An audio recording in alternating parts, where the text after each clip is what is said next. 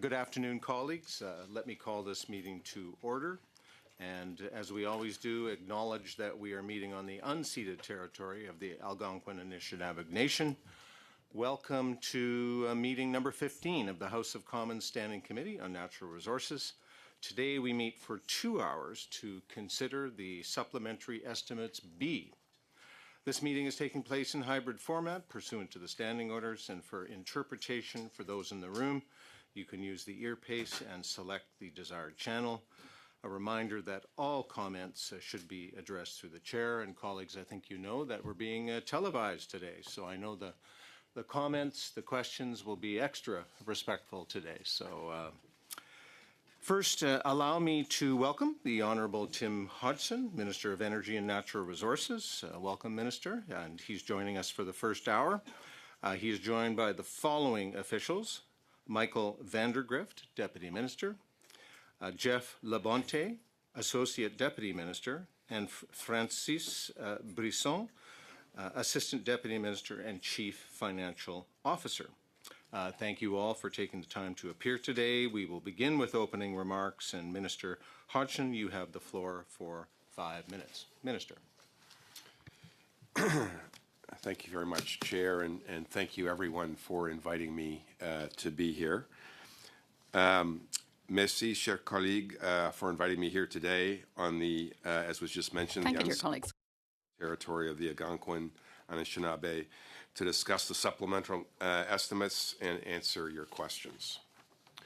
Right now, Canada stands at a pivotal moment. Faced with global volatility, a changing climate, technological revolution, particularly in AI, and an affordability crisis, it is clear our old ways of doing business no longer serve us well. As Minister of Energy and Natural Resources, I hear a common message from coast to coast to coast. Canadians want us to leverage our resource abundance to become an energy and natural resources superpower. That means diversifying our exports to those who share our values, not just our borders, growing our economy to be the strongest in the G7, and using our energy and natural resources to build lasting prosperity at home and fund the programs and services Canadians rely on.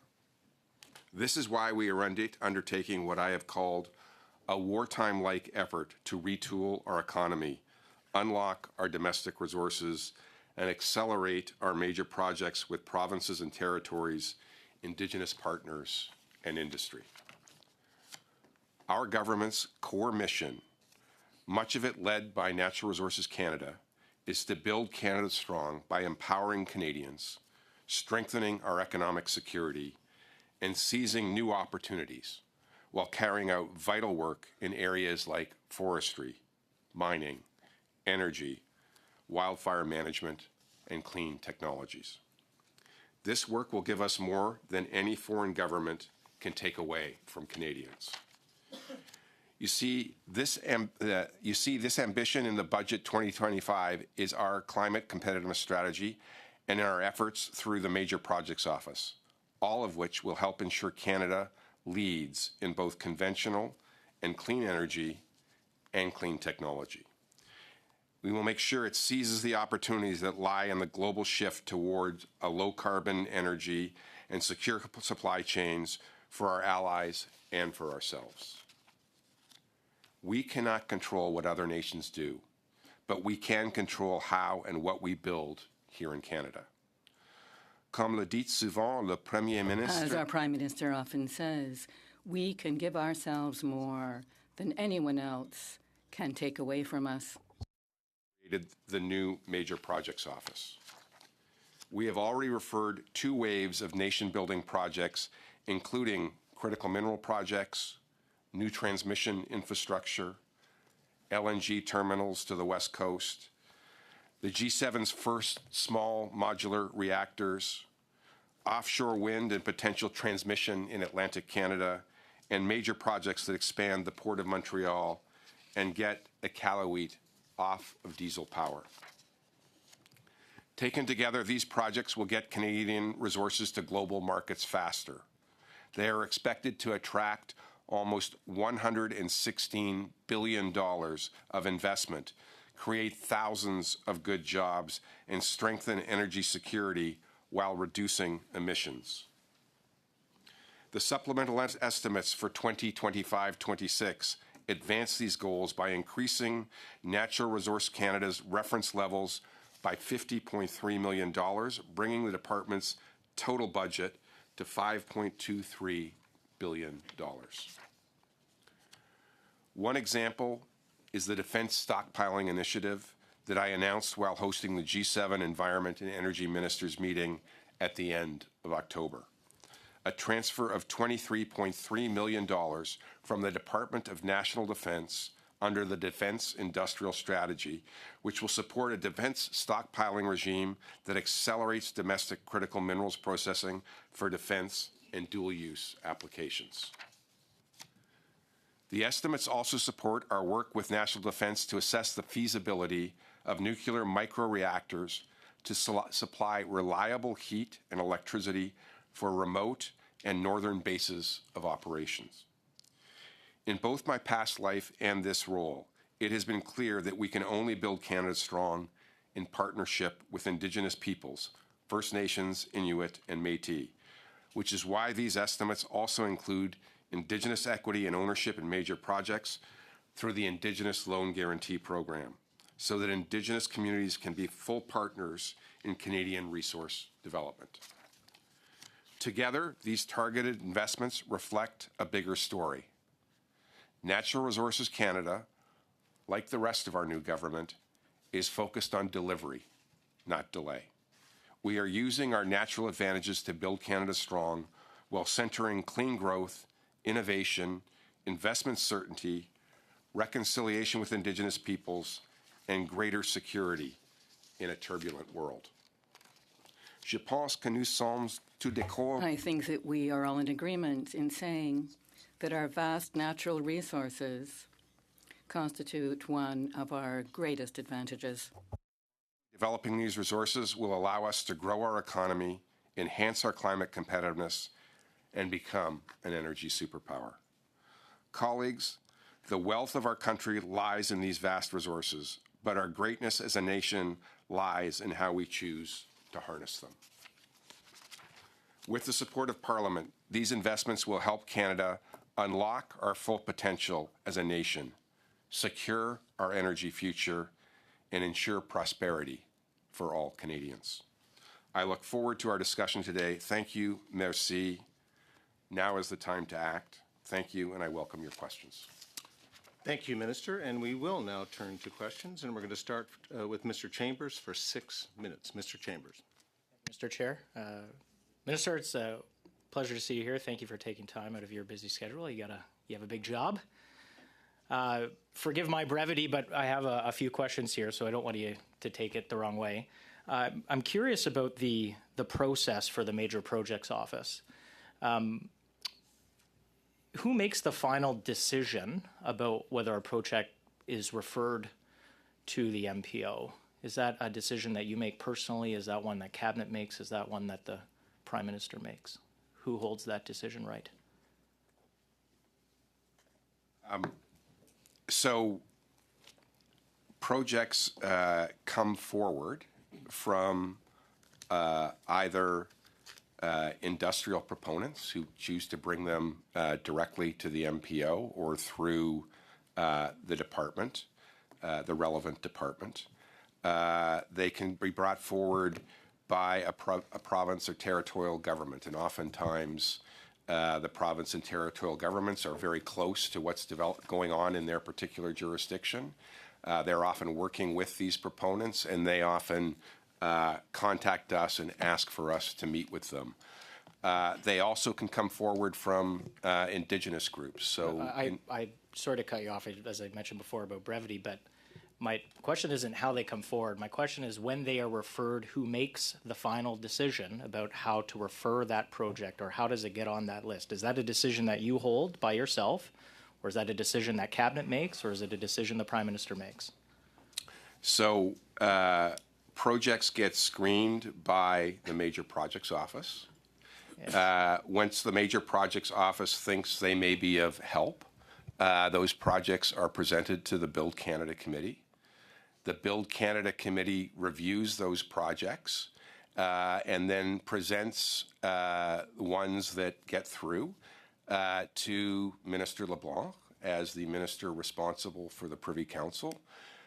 Minister LeBlanc presents them to Cabinet and then ultimately to the Prime Minister. Okay, and so the Prime Minister's involved, obviously, throughout this process, but it's the final decision is a Cabinet. It sounds like it's a Cabinet decision. Is that correct? It is a Cabinet decision, yes. Okay, and I assume the Prime Minister's office would be consulted throughout the process before it appears in Cabinet. Are you aware of any, like, do you ever have one-on-one conversations with the Prime Minister about these projects, or are there always officials present? There's always officials present. Okay, thank you very much. Can I ask a question about the tanker ban? It came up in question period today. It seems that you're trying to put some distance between yourself and a previous policy decisions of a previous government. Can you state clearly that the current government would either exempt or repeal the tanker ban if oil can make it to the West Coast?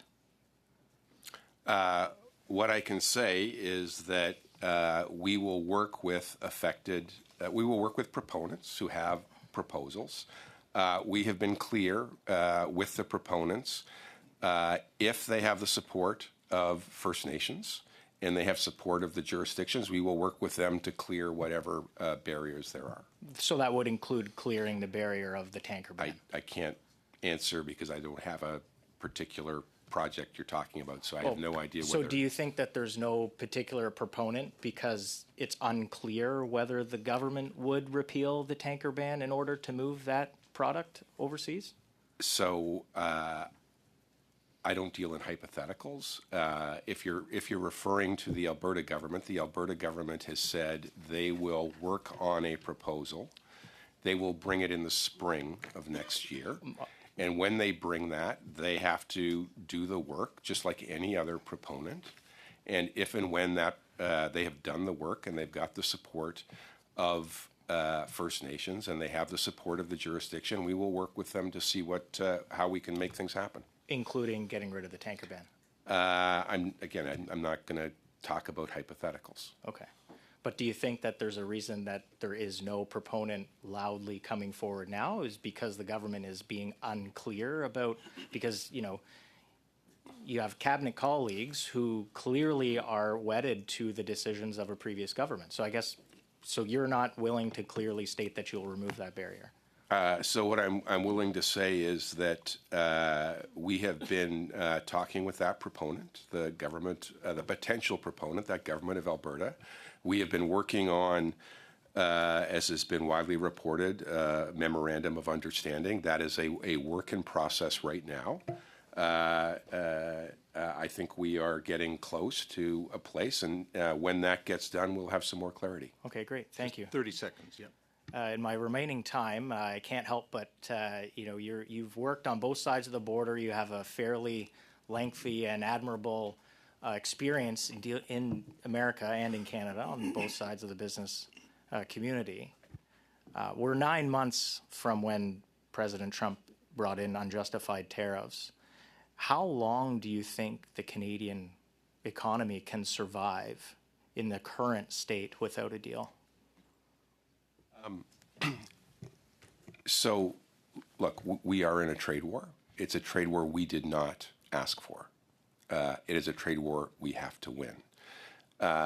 President Trump has decided, for whatever reason, to change the way the entire world trades with the United States. These are difficult negotiations.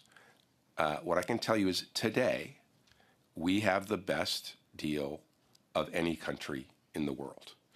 That is in some ways cold comfort, but I want to be clear. We have the best deal of any country. No other country in the world has 85% of their trade which crosses the border tariff-free today. Now, the Americans are systematically attacking us in a series of sectors where we are working hard to mitigate that while we continue to negotiate. What we've been clear is we will not do a bad deal. When you look at the deals that other countries have done, they are much less attractive than the deal we have today. Thank you. Mr. Chair. So we're going to move on to Mr. Danko for 6 minutes. Mr. Danko. Thank you, Chair, and welcome, Minister, to Natural Resources. Critical minerals have been a big focus of the Prime Minister, a big focus of the budget, and a significant focus of this committee as well. And many projects of national interest involve developing critical minerals. This committee's heard that critical minerals are essential for Canada to maintain our leadership role in a global transition to an electric future. So my first question is, how will our investment in critical minerals enable a better future for Canadians? So I'll go back to the reality we find ourselves in today. As the Prime Minister said, we are in a hinge moment. We are in a moment of economic rupture where, for whatever reason, the United States has decided to change the way the world trades with each other. They've decided to charge for access to their market. This is a very difficult time for many countries in the world who are faced with this challenge. It is a particularly difficult time for Canada, given that we are the most integrated economy in the world with the United States. When I look at, and I know all of you watched the exchange between President Trump and President Zelensky, where it was explained to President Zelensky that he had no cards and that he needed to do the bidding of the United States at that point. I have been relentlessly focused on how do we make sure Canada never finds itself in that situation. That causes me to turn to critical minerals. We are in a global reality today where we are shifting from the post-Bretton Woods order, the fall of the Berlin Wall, where we had one unipolar world, to a much more dangerous world where we have major countries that are not democratic who are seeking to assert their political will on the world. Some of those actors have sought to corner the market in actually production of critical minerals and the processing of critical minerals. That became very apparent in the last 6 months, and particularly when one country chose to put export controls on a number of critical minerals, and that was fundamentally affecting the ability of many of our allies' economies to operate. So there is a critical point of vulnerability for the West right now. The great news for Canada is while all of our G7 allies are short critical minerals and don't have those critical minerals, we have them. If we develop them responsibly, it puts, I go back to that's right, it gives us a great set of cards. It gives us a set of cards that we need to play to get the trade deals that we want with the rest of the world. That's why critical minerals are so important. They're important for transition to a net zero in 2050 because we can't get there without the critical minerals to power that transition. But they're really important for this geopolitical reality we find ourselves in as Canadians. And that's why we are spending so much time on it. I would point to at the and our Prime Minister has actually taken a lead in that. So I would point to the committee that it was in the summer at the Kananaskis G7 that Canada put up its hand and said, we will address this challenge in supply chains. Canada will take the lead and develop what's called the Critical Minerals Buying Alliance, or the Buyers Club. And Canada worked tirelessly from the summer to the time of the G7 Energy Ministers meeting at the end of October, where I won't take credit for it. My colleagues here worked incredibly hard. We announced 26 transactions with our allies, 9 different countries, every G7 ally, put money into Canadian mines and Canadian processing facilities, so we can be the ones who are providing those resources both to Canada and to our allies. That puts cards in our hands. When, and I would point out the Americans were investing in some of those. It gives us cards when we are negotiating in this challenging environment, so that we can deal with that 15% that we talked about a minute ago. They want our critical minerals. We will use those cards to extract the best deal that we can for Canada. Thank you, Minister, and that's your time. So, maintenant, Monsieur Simard, 6 minutes. Now we will go to Mr. Simard. You have 6 minutes. You have the floor. Before I begin, I would like to ensure that the Honourable Minister is on the right channel and can hear the lovely voice of the interpreters rather than my raspy voice. Are we on? Mario, but I can't hear it. Merci beaucoup. Merci d'être présent, Monsieur le Thank you Ministre. so much. Thank you for being with us, Minister. Looking over the press headlines the last few days, I see some articles concerning you, Honourable Minister, the Prime Minister, and the Clerk of the Privy Council, Mr. Sirian. And I think that when it comes to the pipeline between Alberta and BC, the government seems to be its proponent, reading what I see in the press, so in the media. So I'm a little concerned about this. And, you know, I myself went through the Trans Mountain extension and the considerable amount of money that the government poured into that. So I'm on edge about the current situation. Can you assure me that the federal government is not going to be the proponent of the actual project? Merci pour votre question. Thank you for your question.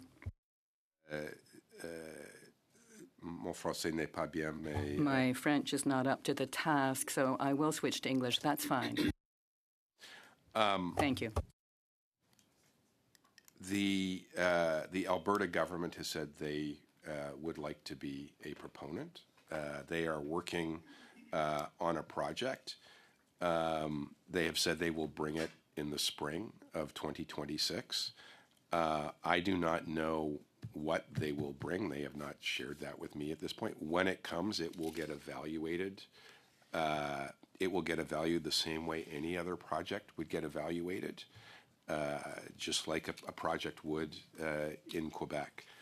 I will be clear, the goal, and the Prime Minister has given us a KPI, a key performance indicator, that the goal of the major project is to attract $500 billion of private sector capital. That is the goal. The goal is when we attract that kind of private sector capital, it creates the new jobs and the new opportunities and the new careers for the people who may well be displaced by the trade war. Désolé, monsieur, j'ai pas beaucoup de temps. So unfortunate. I have to interrupt you because I will have so little time. Thank you for that answer. Let me explain why I'm putting my question and what my key concern is. I have met you before and people in the mining sector, and I know that you are good with figures. I've seen you in meetings, and you tend to understand all the economic background behind projects.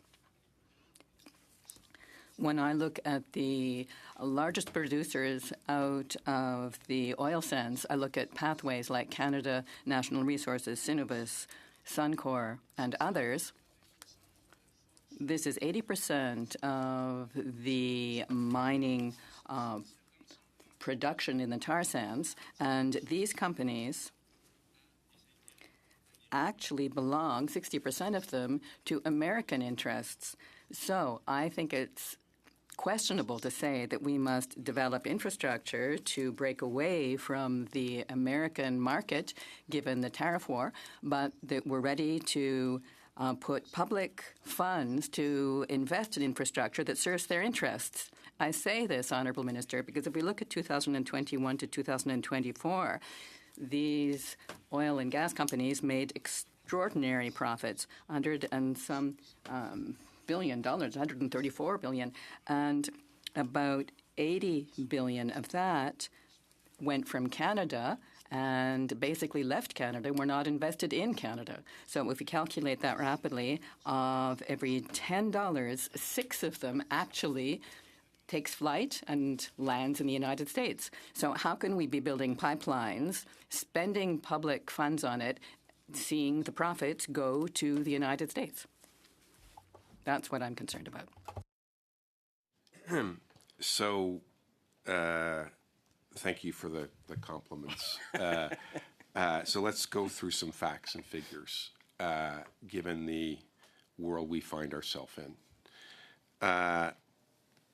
We need cards. The United States consumes 20 million barrels a day. They consume 20 million barrels of oil a day. They claim they're an energy superpower. They produce 12. You can do the math. They are a large net importer of oil. We are a huge net exporter of oil. We produce 5 million barrels a day and send them 4. We are the largest supplier to the United States. That gives us cards. That gives us, if you look at the reserve life of the U.S. Oil reserves, they're about 7 years. That's pretty short. When you look at Canada's reserves, they're 98 years. That's pretty good. We have cards. What we need to do is be able to sell those resources to other people. Je comprends votre I understand that, yes, and your calculation is really excellent, but mine is as well. Even though we own these resources, they are, all said and done, basically in the hands, mostly at least, of companies that are American. And the profits, the revenues, principally go to the United States. What I've seen in the last few years is that we have paid for pipeline infrastructure that cost $34 billion, and the government paid for that infrastructure, and the revenue, the profits, went to the United States. That's what's really frightening for people today when we look at pipeline projects. I would point out the royalties paid on that oil to provincial governments, the income taxes paid to provincial governments and federal governments are some of the biggest single sources of revenue to governments in this country. They are important. They are important if we are going to build an economy independent, secure, and sovereign in this difficult world. Thank you. Thank you, Minister, and thank you both. And we're going to go on to our second round of questions, and we're going to start with Mr. Tucker for 5 minutes. Mr. Tucker. You promised a Canada Strong, elbows up platform. Remember that? Yet before the dust had even settled on the election, a multi-year, multi-billion-dollar contract was awarded to U.S. companies, allowing Americans to carry out a corporate raid on our strategic nuclear research assets at CNL. Did you approve this transaction? That characterization of the contract is completely inaccurate. Minister, we'll try something else if it's not that. But will you undertake to provide the committee with the dates of every time you were briefed about this decision and any memos you received explaining it? So the way this works is there is an RFP that gets issued. I understand on the contract. We'll get back to that. But will you provide this committee with those documents? Yes or no? Those documents are done by an independent agency. you It is believe not that the this is the purview of this committee. But you approved this. You approved this transaction. Let me reiterate. That's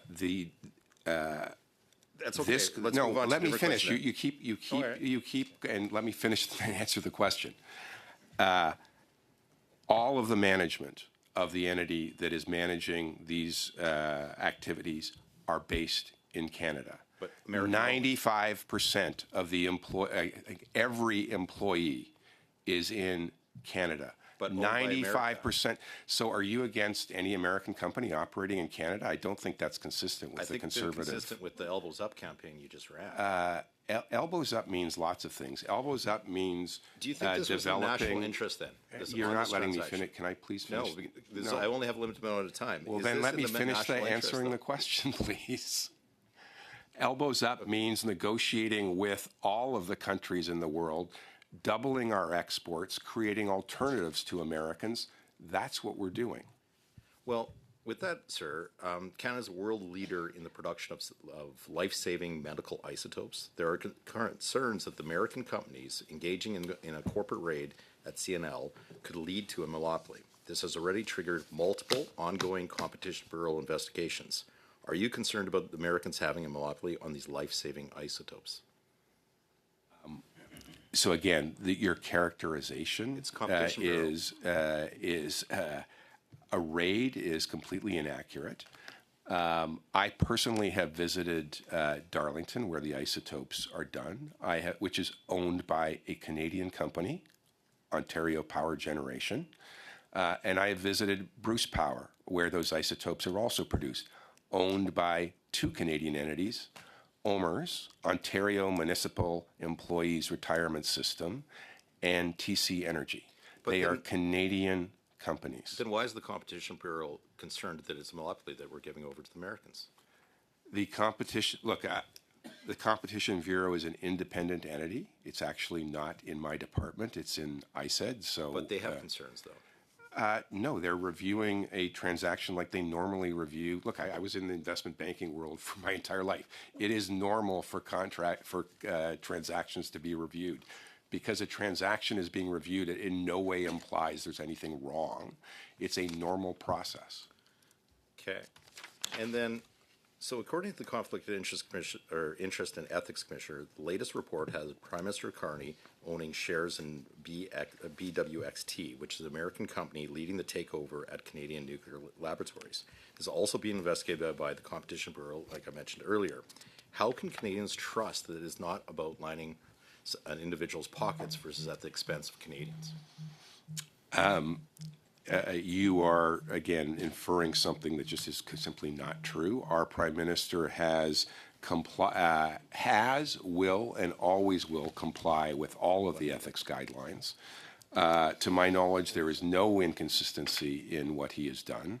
And the assertion or the innuendo that he's somehow doing something wrong is not consistent with what the ethics commissioner has said. I have one last question. Regarding large conventional nuclear and CANDU and the AP1000 designs, which, in your view, is more Canadian?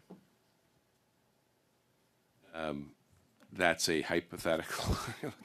They exist.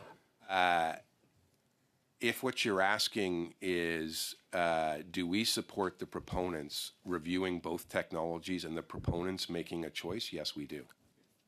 Thank you both, and we're going to move on to Mr. McKinnon for 5 minutes. Thank you, Minister and officials. I'd like to welcome you, as do my colleagues to join us today. I'm going to branch out a bit. I want to talk about trees. So the forestry industry, as we know, is a critical part of the Canadian economy, and particularly so in British Columbia, my province. We have heard that there are tremendous opportunities to leverage investments in forestry as in terms of housing and sustainable construction. So what actions are we taking to exploit this opportunity and to grow this sector? Thank you for that question, and it's something that's near and dear to my heart. As I think you know, when I was a young teenager, I lived in a forestry town in northern Vancouver Island, and I know how important forestry is to small towns all across this country. We are in the process of looking at how we retool our forest sector. For context, I think it's really important to understand the context. I look at the forest products sector and I see it as the canary in the coal mine. We've had free trade with the Americans theoretically since the time of Brian Mulroney, conservative prime minister, and Ronald Reagan. During that entire time, the Americans have launched trade war after trade war after trade war on the forest products sector. We're in our fifth version of that trade war. And every time we have gone to the tribunals under the Free Trade Agreement or to the WTO, we win. And the Americans find another excuse to start the trade war again.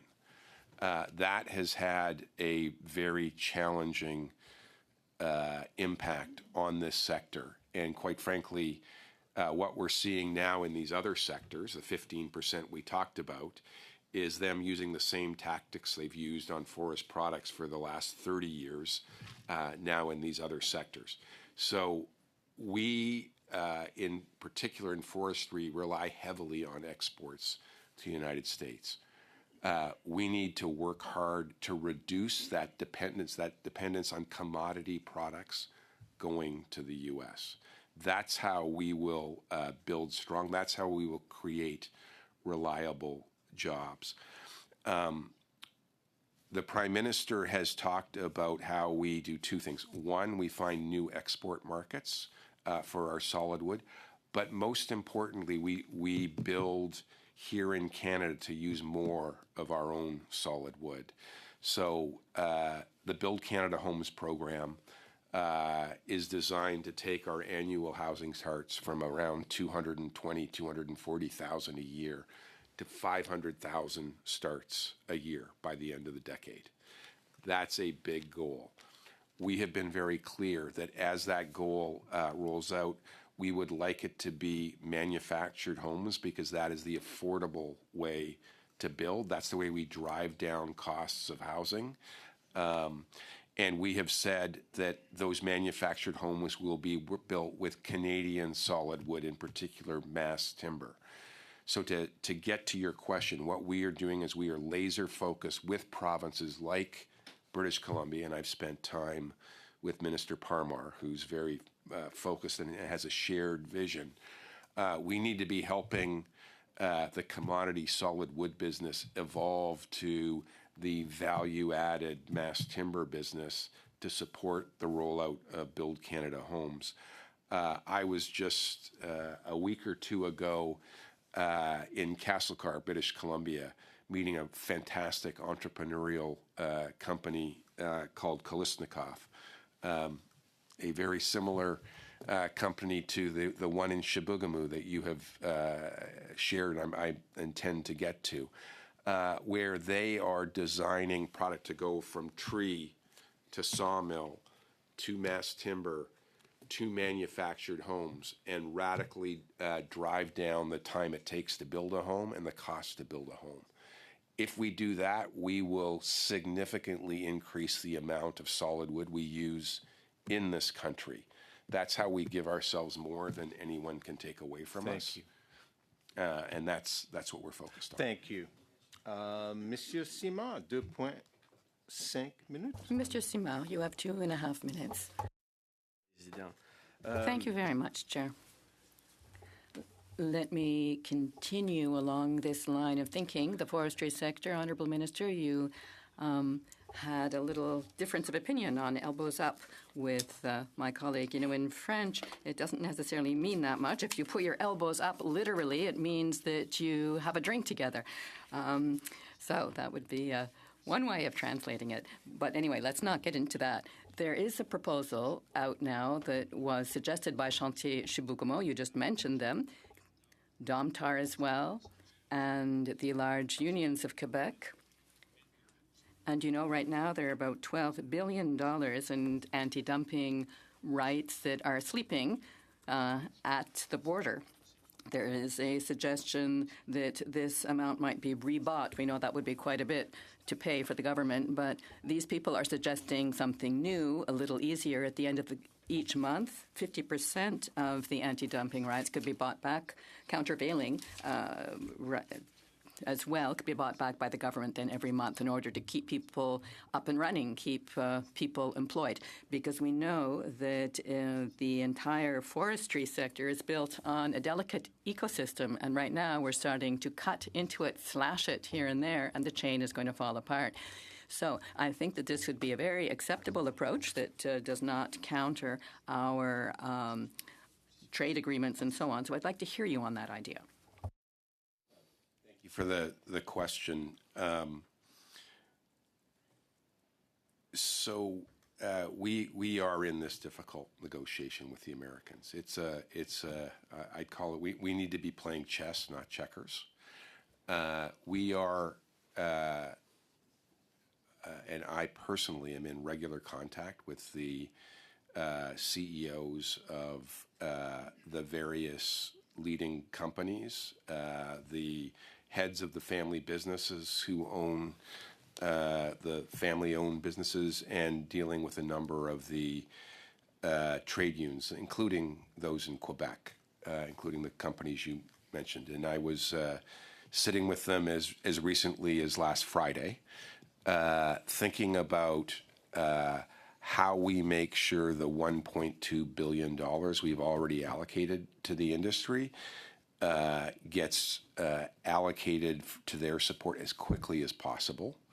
And one of the things we've been focusing on is the liquidity support, the $700 million of liquidity support that we have provided already.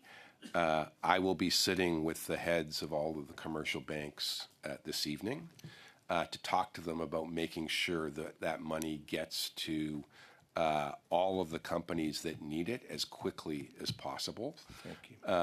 That's something that I personally undertaken. I can tell you that in the conversations as recently as Friday, there is a difference of opinion around whether buying the duties would be a good thing or not. Thank you, Minister. Thank you. We're going to go on to Monsieur Martel, 5 minutes. You have 5 minutes, Mr. Martel. Thank you very much, Mr. Chair, and thank you, Honourable Minister, for having joined us today. I would like to go back to the Major Projects Office. You know that in the United Kingdom, they have created a Major Projects Authority to supervise their major projects. At the outset, they basically failed on a number of files because they didn't have the right authorities to proceed. I would like to know how the Canadian government can assure us that its Major Projects Office will not run into the same quagmire.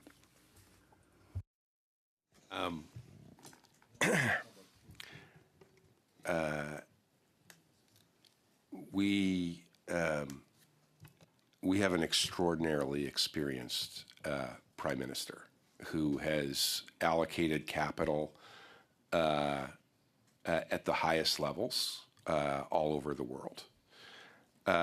We have a clerk of the Privy Council who is one of the most sophisticated business people that's ever held that role. And I would point out, in addition to being CEO of not he's also CFO, so C-suite member of not one, not two, but 3 different blue-chip Canadian corporations, and CEO of the second largest pension plan in the country, allocating capital. We have a chief of staff who ran the infrastructure investments of the second largest pension plan in the country. I think you know my background. I would put those backgrounds up in understanding how to get projects built against any government in the world. I would also highlight that choosing the right person to lead the major projects is an incredibly important decision.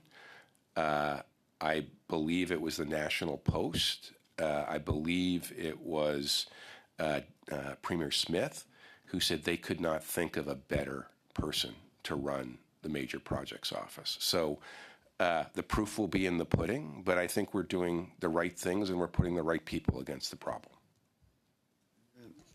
Écoutez, Monsieur le ministre, vous êtes venu au Saguenay. Well, Minister, you have visited the Saguenay and you have seen that we do have potential to market our products. And you've seen that yourself. We have wonderful facilities to ensure that my region remains prosperous, and we need ongoing projects and we need new projects. We need investment to ensure that projects come to us, and to get the investment, we need an attractive regulatory scheme. Do you think that Canada's offering that right now?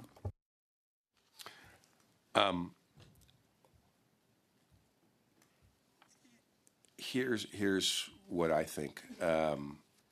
We should look at what CEOs are saying. We should look at what the CEO of Shell globally said, that this is the most attractive time he's ever seen to invest in Canada. We should look at the CEOs of Teck and Anglo American who've said Canada's a great place to invest. I was in the Saguenay at Rio Tinto, where they're investing, I believe it's almost $3 billion in a new aluminum smelter, because they believe Canada is a great place to invest. At the G7 ministerial meeting, we announced multiple of our G7 allies were investing in the scandium processing plant in Saguenay, because they think it's a great place to invest. So, Monsieur le ministre, excusez-moi de vous Honourable Minister, I'm so sorry to interrupt you, but given that we know that it's difficult to get permits and that each project, economic development project, depends a great deal on timing, and that we tend to miss the right timing because we can't get things through because the regulation keeps us from really keeping our heads high, on the international stage. So is anything going to be done about this? Sure. Look, the goal is to, if something is referred to the Major Projects Office, it will get a conditions document within 2 years. If we do that, we will be best in the OECD. As someone who allocated capital, if I had that kind of clarity, I would be excited about putting money to work. Secondly, we're announcing one project, one review with each of the provinces. Let me tell you what that means. In the case of the Siliciums project in British Columbia, the British Columbia government approved that project at 4 p.m. on a Monday about a month ago. The federal government approved it at 4:30. Thank you. Thank you. Thank you both. Just wrapping up this round, Mr. Danko for 5 minutes. Mr. Danko. Thank you, Chair, and once again, thank you, Minister. I'm going to go back to economic development. And I think you spoke very eloquently about that we are currently at an inflection point in our nation's history, and you spoke about the, a fairly frank assessment of the geopolitical realities that we're facing. So natural resources have always been a cornerstone of Canada's economy since the founding of the country. So my question on economic development is, what is the scope and the scale of natural resources as part of Canada's future economic growth, and what opportunities do we have both domestically and globally to leverage the vast natural resources across this country?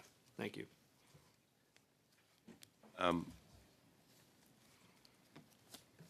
So what I have seen when I have traveled to other countries, and what I have heard from my colleagues who've also traveled to other countries, is they all want what Canada has. Whether it was in Berlin with all of the Mittelstadt companies who are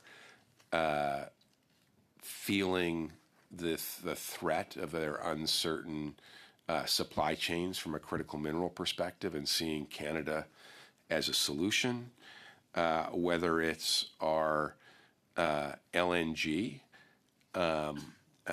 whether it's any of our resources, they see Canada as a reliable trading partner. They see Canada as a fair trading partner.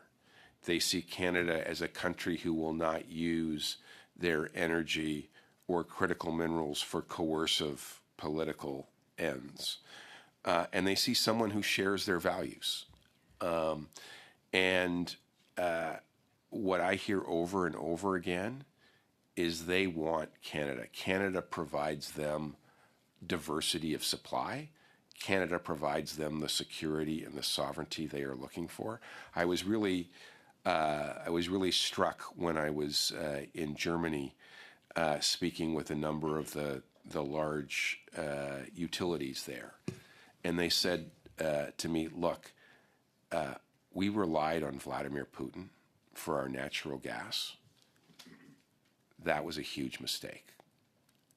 Our economies ground to a halt at the start of the Ukrainian, the war in Ukraine. It has taken them an immense amount of time to get off of that reliance. They're now being told they have to buy their LNG from another supplier. While they may be comfortable buying some of their natural gas from that supplier, they have no interest in becoming beholden to that other supplier. And by the way, when they can get Canadian LNG that is produced in the most environmentally responsible way of any LNG in the world, we have the lowest carbon intensity of any LNG producer in the world, and we do it in partnership with First Nations, they say, I like that. That's consistent with my values. If I have a choice between two suppliers, that's a supplier I want to buy from. So I use that as an example. I could do the same thing with critical minerals, where they want to buy from us, not from non-market actors who will use their critical minerals for coercion. A couple minutes remaining, so I want to give you the opportunity to add anything else that you think was missed in this discussion.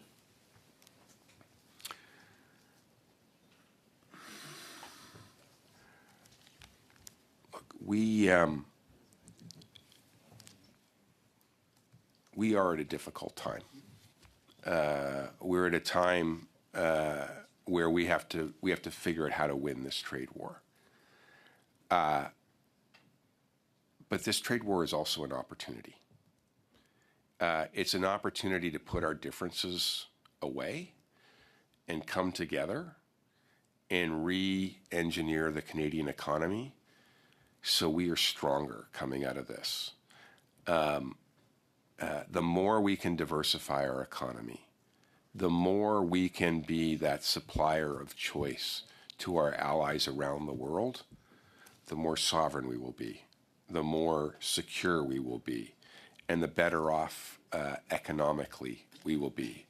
That's good for Canadians. That creates jobs. That creates tax revenues and royalty revenues that pay for $10 a day daycare, that pays for pharmacare, which pays for health care, which pays for the post-secondary education, be it a community college or a university.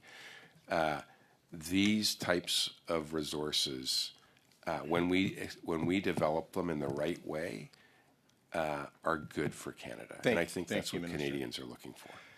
Thank you, Minister. And just wondering if you have a hard stop at 4:30. That's the time that we advertised for you. We may have just a short round with members, a couple of minutes each. Yeah, so we'll, if that's okay with you. So we're going to go. I serve at the pleasure of the committee. I do have something in a while, but I will, Yeah, I will yeah. be. Well, I will be. let's go one round of questions. Let's go two, and one. How about that? So time for a quick question for you, Monsieur Simard. Mr. Tucker. Thank you very much. The IEA has just recanted its original claim that oil demand has peaked worldwide. Do you agree with that it is now that oil demand has not peaked? So I'm sorry to do this again, but I just fundamentally disagree with your premise. The IEA does not make predictions. The IEA provides scenarios. But they recanted that it's not peak oil. No, they have added scenarios. I've read the report. I've actually looked at it.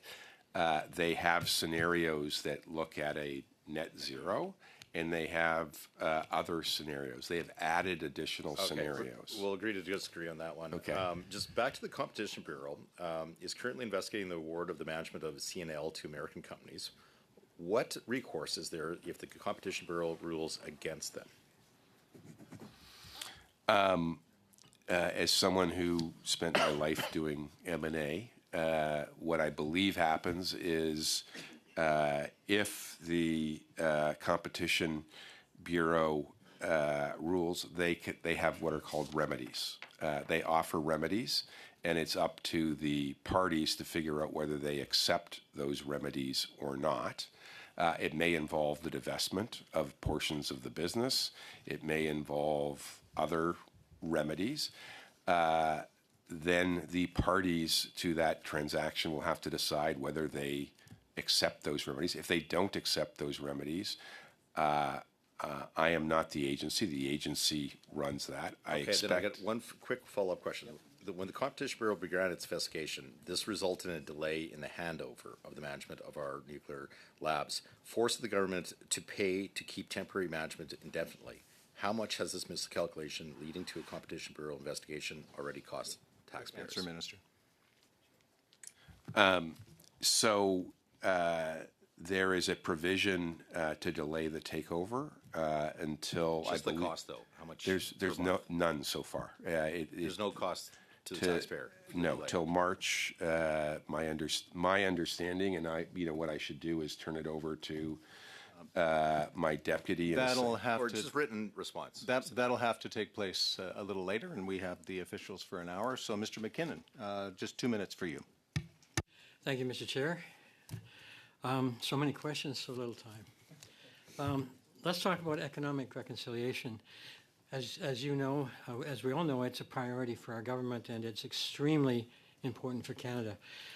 Can you explain in these 2 minutes how your work advances economic reconciliation with Indigenous people?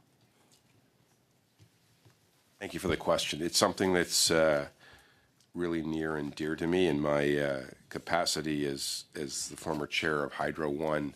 I saw what well-orchestrated economic reconciliation can do, and I stand by the view is that when we do economic reconciliation, actually engagement and reconciliation in general, it accelerates projects. It doesn't slow them down. And I saw that firsthand in my role at Hydro One, where we were building more transmission lines in Ontario than any other jurisdiction in North America because we were doing it in partnership with First Nations.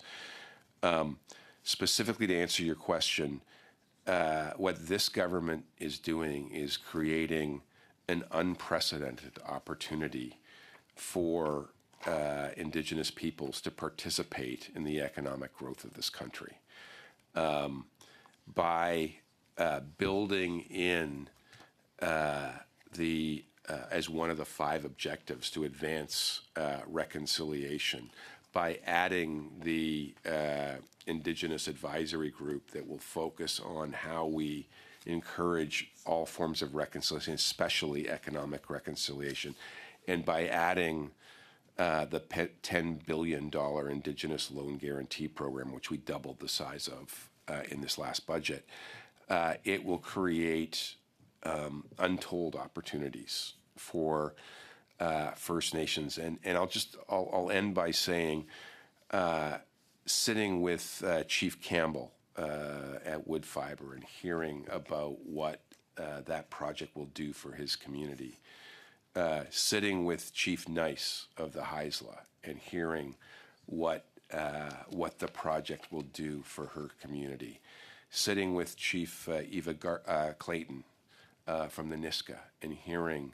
what the projects will do for her community, up at Timmins, at Crawford, and sitting with the chiefs who, when we announced that project was being referred, we got a standing ovation from the 4 different First Nations involved because they know what it means for their community. Thank you. Thank you, Minister. So, wrapping up, Mr. Simard, for 1 minute or so, and just En time une for a minute, brief très question and a brief rapidement. brief In answer. 1 minute, very quickly then, Honourable Minister, a no-carbon economy, it's like, going on a diet for a person. There's a pretty simple principle behind it. If you go on a diet, you shouldn't eat any poutine. I mean, there's no diet poutine, is there? I also think it's impossible to have low-carbon oil and gas. It's kind of imaginary. And even the oil and gas companies have told us that, they don't really think it's possible. But in the budget, we see that there will be money for such companies. I'm wondering whether the government is really basing its decisions on clear information, because even for the fossil fuel sector, it seems to be kind of a bit of a pie in the sky. And there doesn't seem to be any business case, to use your vocabulary, for low-carbon oil and gas. So is this a fiasco in the making? I'll start by saying I really like poutine. I'll go for poutine whenever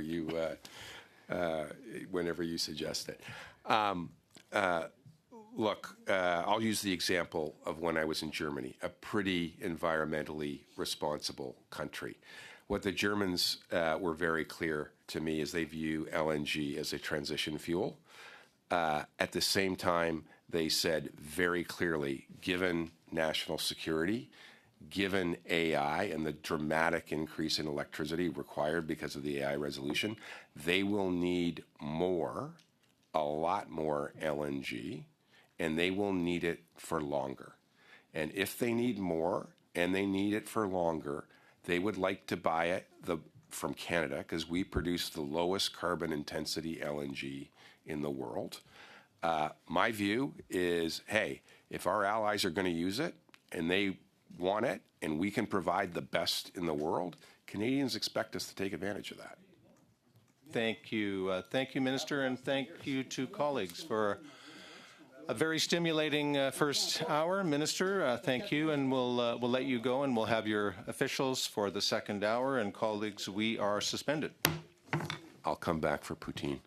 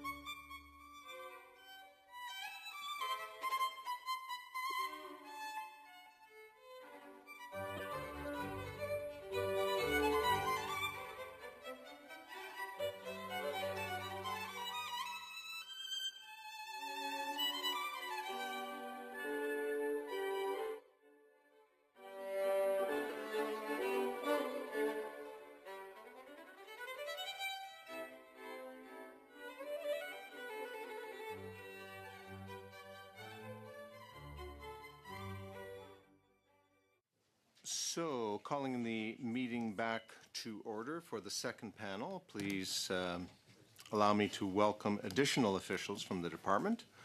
We have Isabel Chan, Senior Assistant Deputy Minister, Lands and Mineral Sector. Welcome, good to see you back.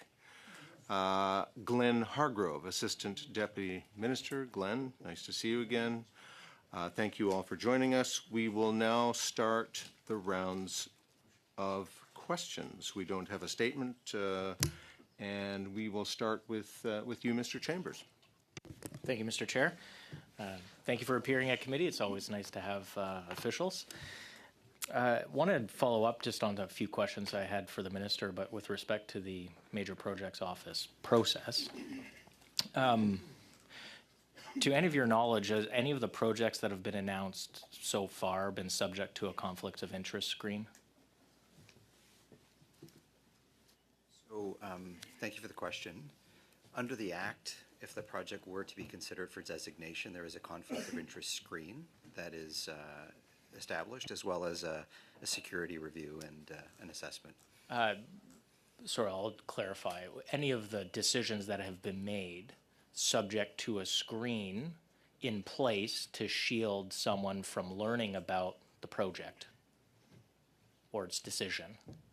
You know, usually if there's a conflict screen in place and someone's not supposed to hear about any information, the document says this decision is subject to a screen and cannot be shared with either the individual or the individual's office or. Right. Yeah, as part of the normal practice in the public service, if there's a conflict of interest screen related to a specific individual, that's put into the information set. Right, so I get, the question is any of these projects that have been announced so far, has anyone been screened from seeing any of the projects? I can't talk specifically to any of the projects, but just to say that where there is a screen necessary with specific individuals, it's put into place for the projects if they were to be the ones that were impacted by the screen. The screens exist for different individuals at different levels. And Okay. I'm sure you know what it's like. You have the same responsibilities under the Conflict of Interest Act as well. Absolutely, so I'll get specific. The Silasmus project, was that project put through the process allowing everyone who has to see that information, including the Prime Minister's office and the Prime Minister, observing that information?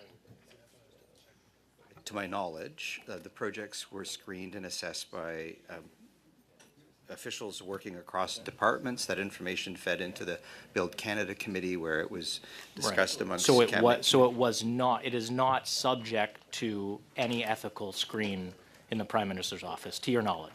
I don't actually manage the screen in the Prime Minister's office. Well, I know, but you would know if one exists because you need to know who not to speak to, correct? There is an individual that manages that process in the Prime Minister's office, or in the Privy Council office, I think is the right place, where that person determines whether or not the project fits in and out, or anything, in fact, for that matter. Is Right, managed. so I'm just asking for confirmation that this project is not, in your view, or to your knowledge, subject to the screen. I don't have any further knowledge Okay. about this particular project. Okay, that's helpful. And that way, I guess, would appeal to, even with your own department, with your own minister, none of these projects gave rise to a conflict of interest with him either, correct? Okay. On also following up on the same line of questioning with the minister, the quote-unquote tanker ban, what we call the tanker ban. My understanding is there's discussions underway with the province as identified with the minister. Some of you may even be aware of these conversations. Is the tanker ban on the table as part of the negotiations? I'm afraid we can't really speak to what is on or off the table with respect to the negotiations with Alberta or any other province. Okay. If oil were to get to the West Coast, how would it leave it? Like, it doesn't teleport, right? Well, oil leaves, in fact, from the West Coast today. Right, but so would you have more, or would you allow more? So through the Trans Mountain Project, which leaves the Westwood facility in Burnaby, British Columbia, it leaves the West Coast. You would allow increased traffic? It's not mine to allow, but Okay. the project in British Columbia that's operating today does export oil off of the Burnaby West Bridge facility. And hypothetically, you would be able to exempt something from the tanker ban? I'm not sure we really speak to hypothetical projects. Fair enough. I noticed the minister on the question of oil demand peaking. Does Natural Resources Canada have a view on whether global oil demand has peaked? I assume you'd have a view. Mr. Chair, we follow those studies very closely. We noticed with great interest the IEA's report, and as the minister noted, the revised scenarios that are there, and those scenarios inform work we do. Right, but do you have a view? Like, I assume, if we're thinking about increasing conventional fossil fuels and making them available, presumably there would be a view of the government to say whether or not oil demand has peaked, so that and there's an opportunity to meet that demand. Yeah, So quick does answer. Natural Resources have a view? We understand that there are a variety of different scenarios that are possible out there. Okay, so it's possible that oil demand has not peaked. Is that your testimony? There's a variety of different scenarios that people are putting out there of what the future could look like. Thank you both. Okay. Thank you, Mr. Chair. Thank you, and we're going to go on to Mr. Gay for 6 minutes. Mr. Gay. Thank you, Mr. Chair. Question is, it's good to see you, all of you, and thank you for the work that you do. Mrs. Chen, this question is for you. In many meetings that I've taken from different stakeholders in the mining sector and related to critical mineral, and in this committee, we had many witnesses come and talk to us. And they actually tell us that permitting is not the number one issue that they have. They talk more about funding through different phases that may be less or more difficult depending on the phase. They talk about the need for infrastructure because many times it's very remote. And they talk about the need for energy. As they face these challenges, how can NRCan continue to, or what kind of services do we offer these proponents of these mining projects and assistance to help them get either their capital or the needs and infrastructure and energy that they have? Chair, for the question. I'll come to the issue of funding and the difficulty these days in raising capital. One of the key challenges is the fact that there's much price volatility as well as non-market practices. And as the Minister alluded to earlier, this is why the Prime Minister announced a Critical Minerals Protection Alliance under the G7 presidency of Canada, which is to pool the demand side as well as to bring our projects online. So there were already a number of projects announced under the G7 Production Alliance, up and including offtakes by Canada as well as offtakes from a number of countries.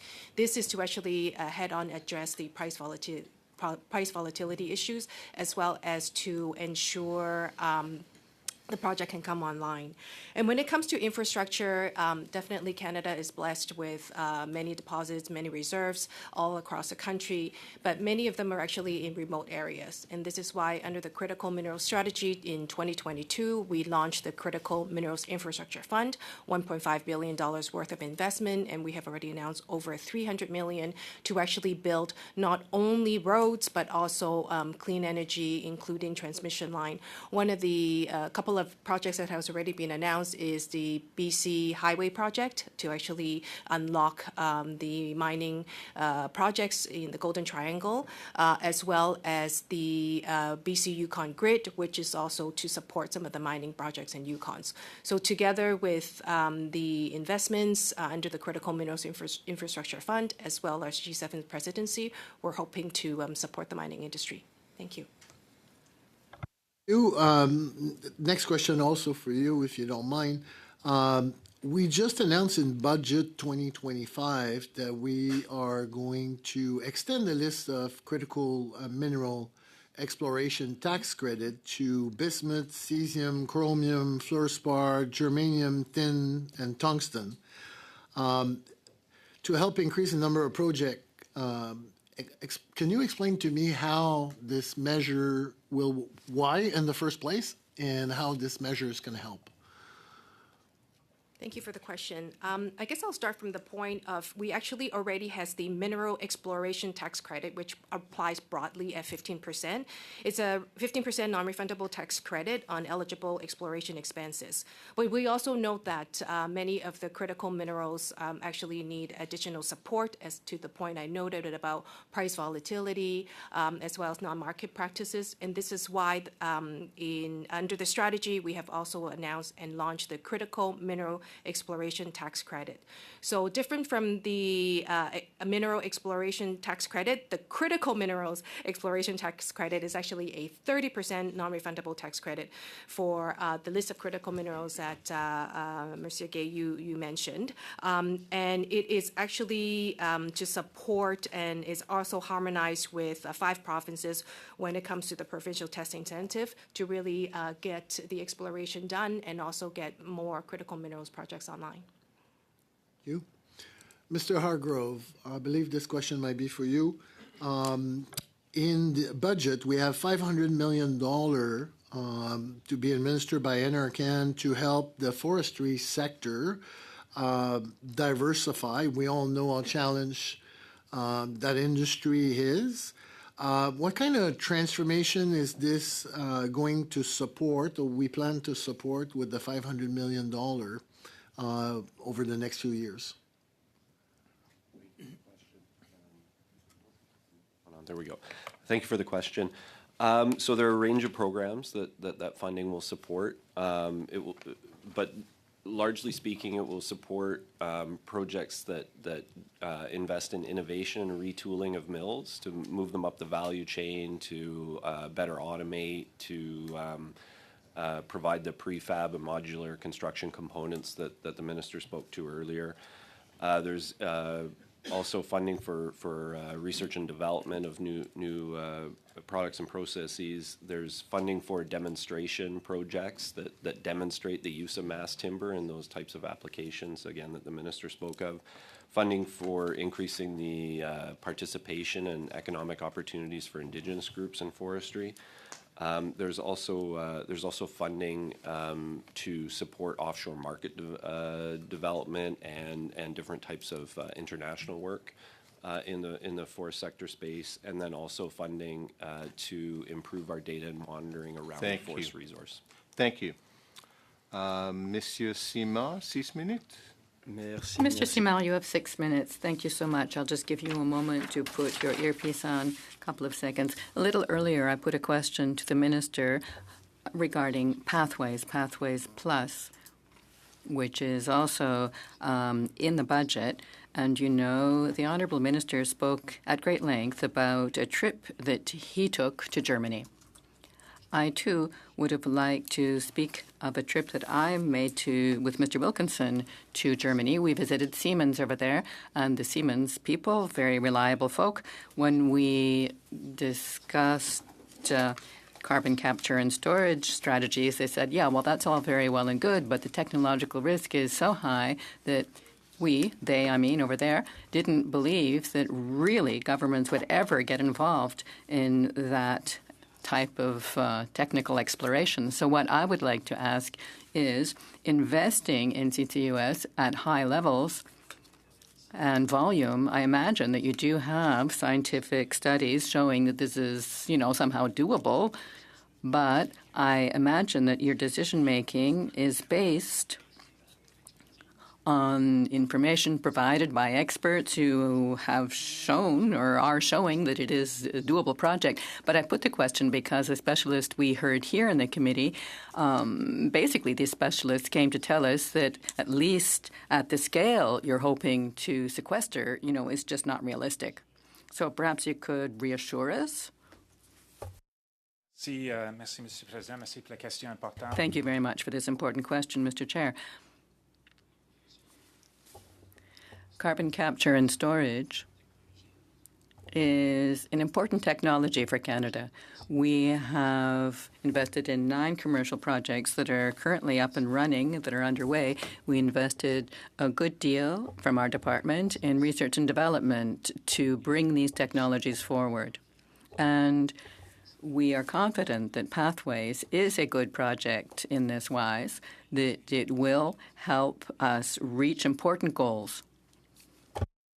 I would just like to know on what you're basing your decision-making, what sort of expertise you're looking to. I imagine that the department has analysis, and it might be very helpful to the committee if you could provide us with that analysis showing that these projects are profitable and doable. Does that exist?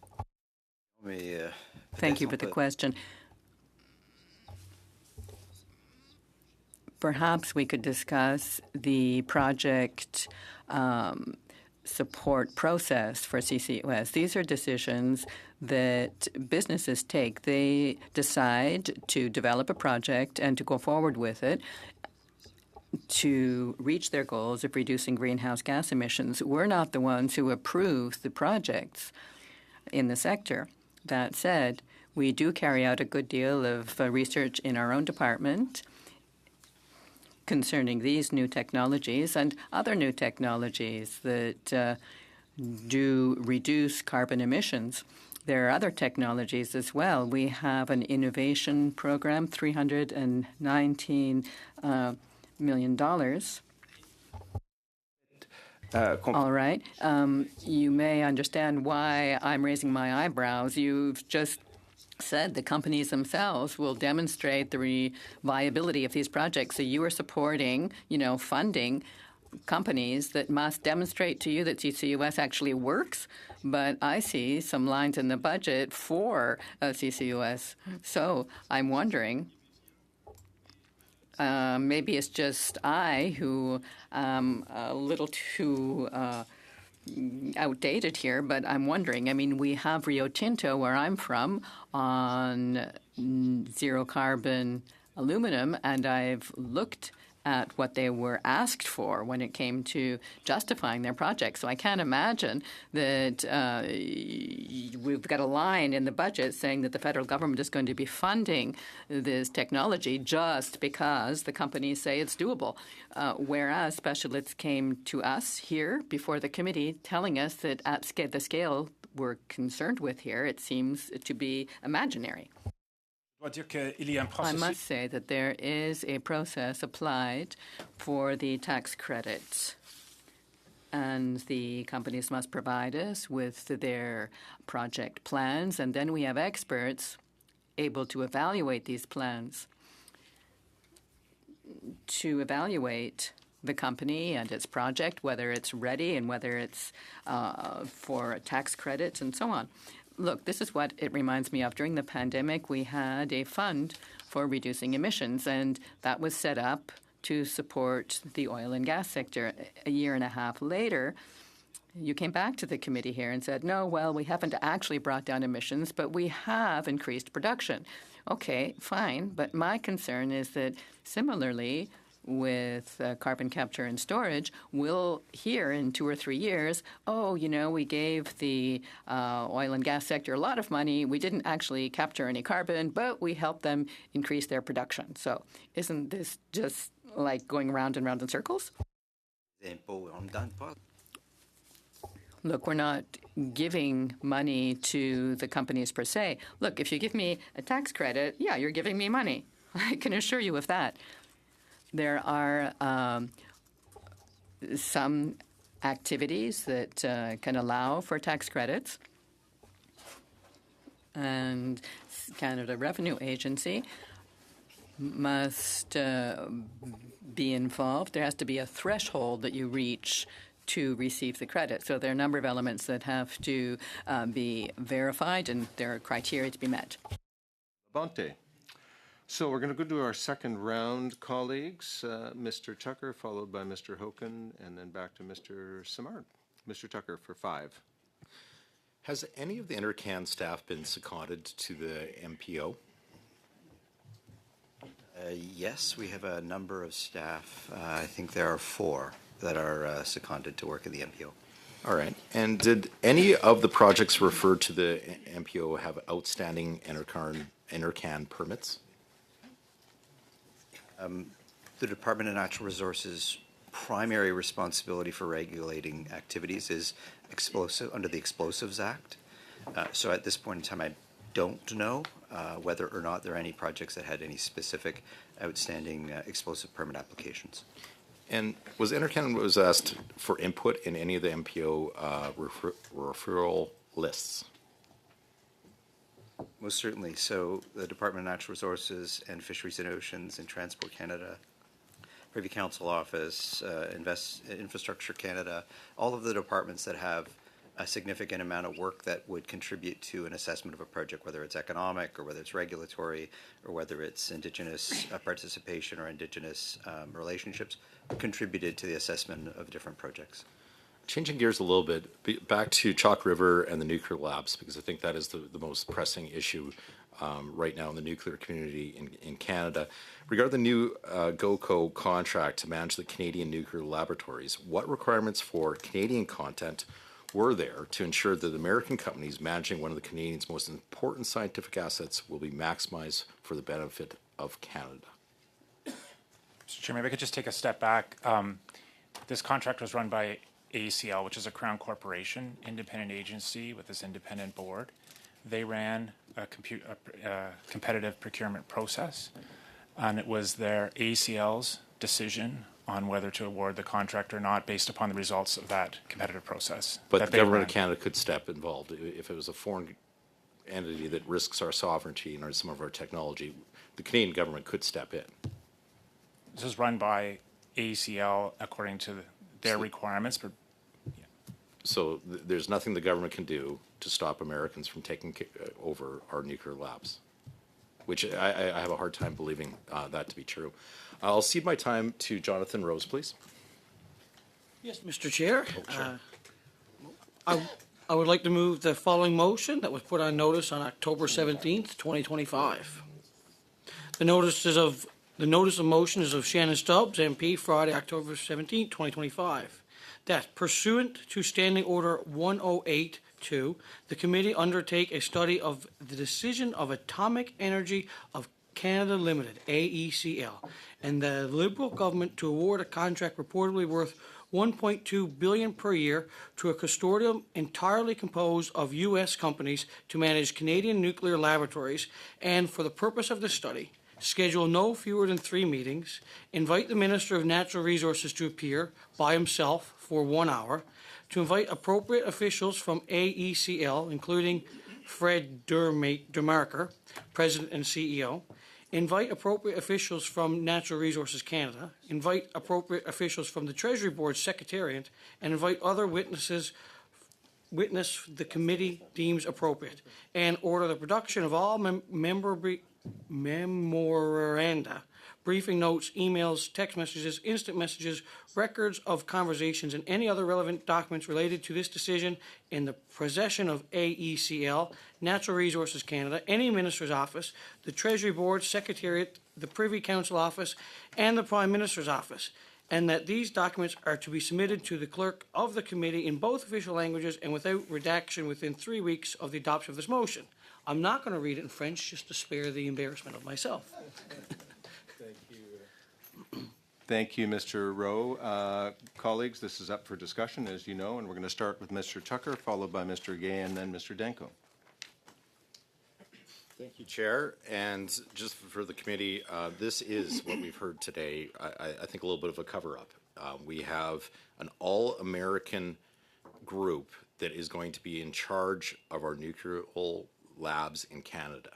So of all the research and all the technology breakthroughs that we've done with medical isotopes, all the concerns we have with, such as the Competition Bureau has investigated that this would create a monopoly on our medical isotopes, and it would be controlled by another country, is something that I think all Canadians should be alarmed about.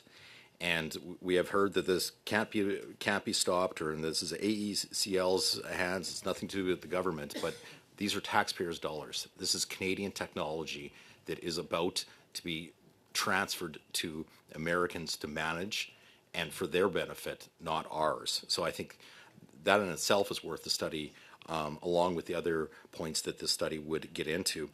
And we don't know how much this is cost. It's a big black hole. They won't tell us. Is it $1 billion? Is it $2 billion a year?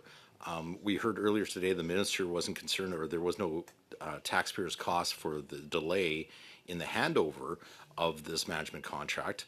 But through whistleblowers and through sources have said that there's tens of millions of dollars that is on the line, or it has been rushed to get approval to be a stopgap in between the American takeover and the Canadians that are running it right now. So a little bit concerning. We have such as hot cells that can't be just walked away from, and we have contractors that are now being ordered or asked to continue on with some of the operations for the safety.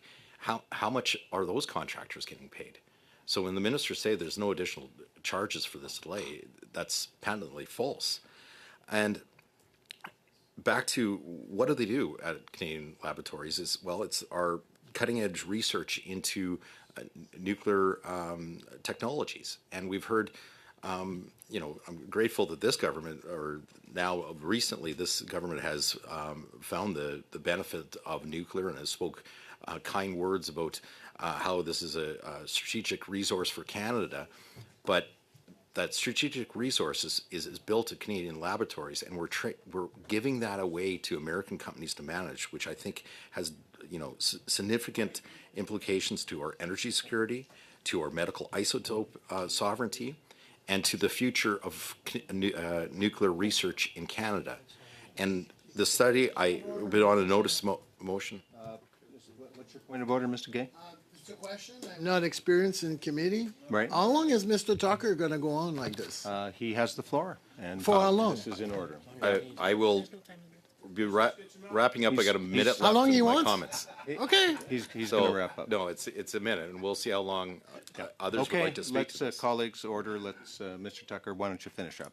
Well, I do have the floor, and I'm going to be talking just on the importance of Chalk River and the nuclear labs, and having it taken over by an American company, allowed by a government that claims to be elbows up, is a travesty. And then we do find out that the Prime Minister, Mark Carney, has shares in one of the companies that is taking over this. Does alarm bells. This is something that is worthy of a study, and I can't imagine anyone in this committee not agreeing with this study to go forward after the forestry study wraps up. There's no reason why Canadians are asking for these answers, and we need to hear directly from AECL on this travesty that is taking place. Thank you, Chair. Thank you, Mr. Tucker. Okay, Mr. Gay, you have the floor.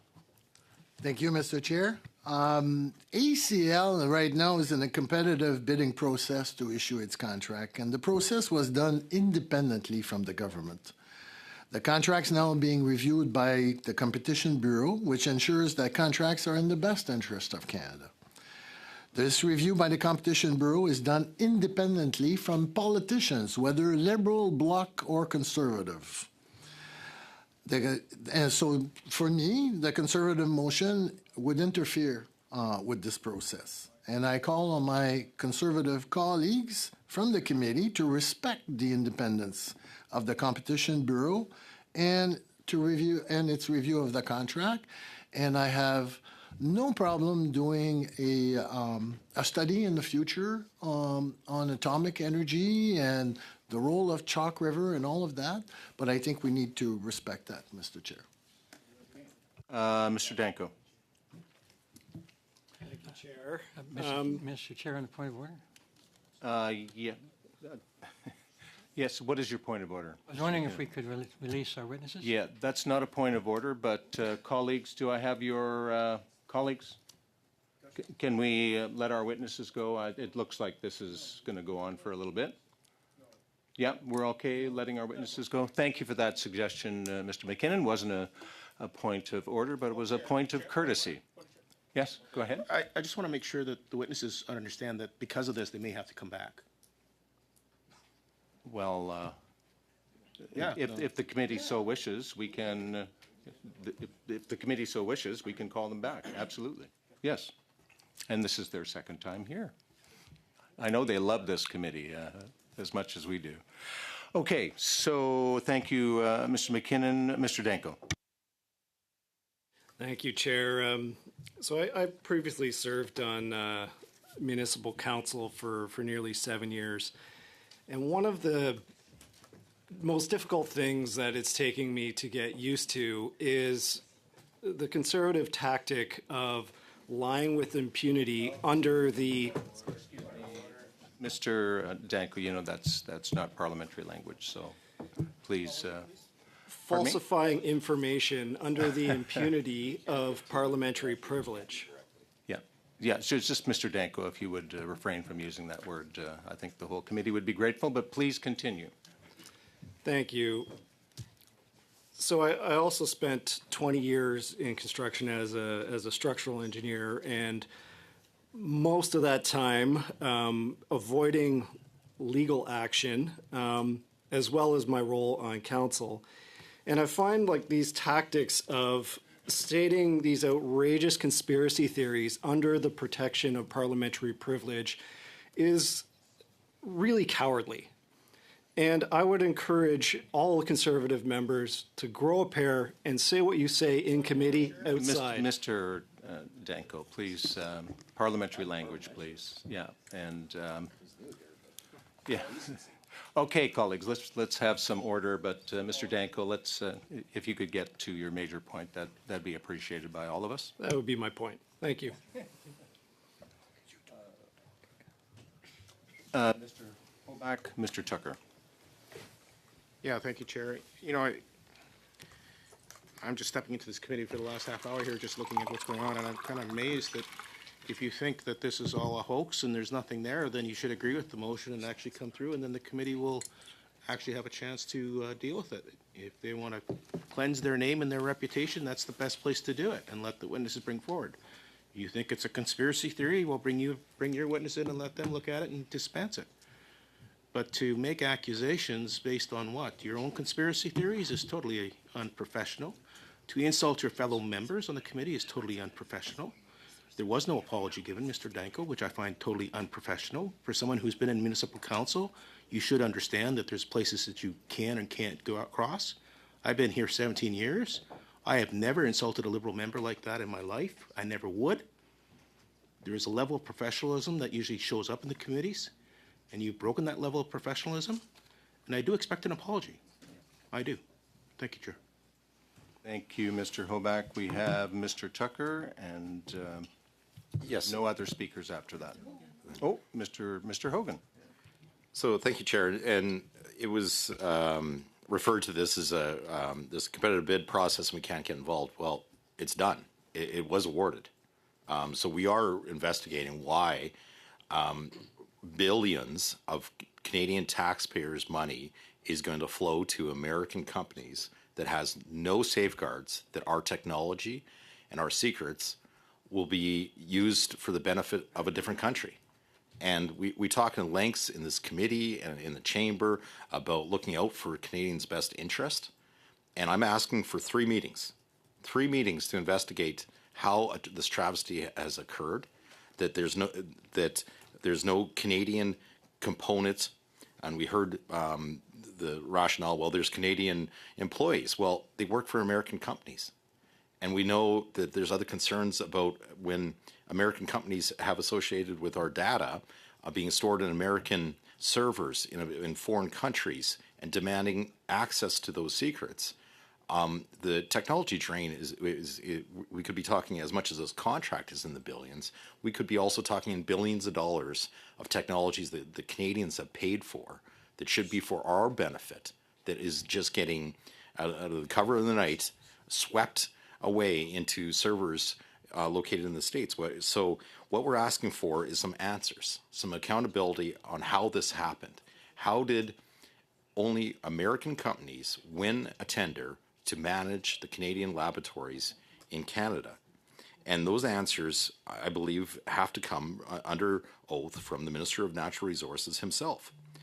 We also heard a little bit that, we can't touch this. This is an outside organization, being AECL. Well, it's taxpayers' money that pays for this contract and those workers. So, yeah, it does happen in this committee that we should be able to ask the questions on value for Canadian taxpayers' money when we know that it is just going to be paid for by American companies. And officials from Natural Resources Canada should be also at this committee.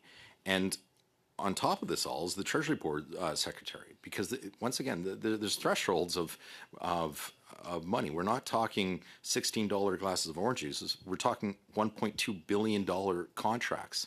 Think of all the troubles we have in Canada. How many millions of people have lined up at food banks, and right now we're stroking a check annually for $1 billion to American companies to manage our labs. I think something stinks here. Then we find out that some of the ownership structures of these companies. These are questions that I think Canadians should be asking. What is happening in Ottawa? Why are we running out of money? Is because we have billions of dollars going to contracts such as this. And the documents that we're asking for are basic documents that would shed light on this. And for weeks, we've been blocked on this motion. This motion was put on notice on October 17th. And it's taken until today to see the light of day. And as long as I'm a member on this committee, I'll keep bringing this up. I'll keep fighting to find the answers on what is happening with Canadian taxpayers' dollars. Thank you, Mr. Tucker. Mr. Hogan. Thank you, Chair. Look, this is a highly integrated sector. There's incredible strength here in Canada. There's incredible strength of Canadian companies in the United States, of United States companies here as well. And ownership and benefit flow on both sides of the border have for literally decades, since the creation of nuclear energy. And we have our problems right now with the United States, but they are still a friend and ally. Many of us have relatives down there. We have friends down there. We have connections far and wide. And rhetoric has gotten a little superheated here. Words like cover-up are a bit silly. Suggestions anyone is running out of money, particularly the Government of Canada, the strongest balance sheet in the G7, it's a bit unserious. So, look, we're currently in a forestry study. It's a very important study, as the opposition was discussing even last meeting. This is a long-standing crisis that needs to be addressed and addressed with seriousness. It is my opinion this is not the time to address this motion. It is not a motion I would currently support. I would like to finish the forestry study, and perhaps then we can take up consideration of that motion. So for that reason, I move to adjourn debate. Okay, that motion is in order, colleagues. And Clerk, would you call the vote? Mr. Danko. Yay. Mr. Gay. Yay. Mr. Hogan. Yay. Mr. McKinnon. Mr. Hoback. No. Monsieur Martel. No. Mr. Rowe. No. Mr. Tucker. No. Monsieur Simard. Okay, so debate is adjourned. Colleagues, we have the Sup B to pass. It's one of the purposes of our meeting today, seeing the minister and having him answer questions. So I am going to go right to the votes on supplementary estimates. If I could have everybody's attention. Monsieur Simard? So does the committee wish to vote on the supplementary estimates B now? Seeing no on division? Go to that line. Yeah, in all, there are 3 votes in the supplementary estimates, B 2025-26. Unless anyone objects, I will seek the unanimous consent of the committee to group the votes together for a decision. Is there unanimous consent to proceed this way? Yes. Okay. Shall I report the votes back to the House? That's it. Yes. In favor? No objections? On division? Okay, on division. Duly recorded. Other side? Okay. Shall vote 10B under Department of Natural Resources carry? That's good. That's good. We did that. Okay, colleagues, last thing before we adjourn, the clerk prepared a budget in the amount of $500 for today's meeting. It's ridiculous. Yeah, oh yeah. Is it the will of the committee to adopt this budget? $500? Well, I guess it's for it's the ceiling. Okay, yes. So, and I haven't had my sandwich yet. So, is it the will of the committee to adopt this budget? It is. Thank you, colleagues, and we are now adjourned.